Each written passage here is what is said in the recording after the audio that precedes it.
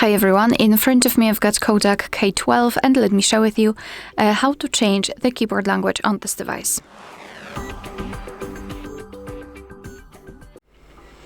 So let's begin with opening the settings or any other app which will provide you with the keyboard. So you could use Notes, browser, whatever you wish. Just have the keyboard on the screen.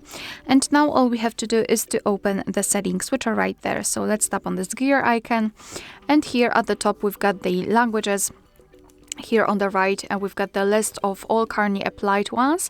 We've got only English, so let's tap on Add Keyboard to enter the full list of available languages from which we can choose. So as you can see, we've got plenty of options to choose from. So simply find your language and then tap on it. Here you can choose the keyboard layouts, and the amount of keyboard layouts depends on the specific language. You can have 1 or even up to 7 different keyboard layouts. So just mark the option you'd like to use and tap on Done.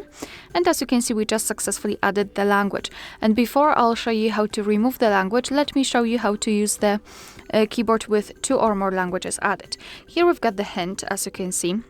We've got also the globe icon, thanks to which we will be able to change the keyboard layout. So now we've got English, and after tapping on the globe icon, we can switch to another language. Moreover, the spacebar, it's not empty anymore. Right now we've got the name of the language we are currently using. So it is especially useful if the layouts are similar to each other in different languages.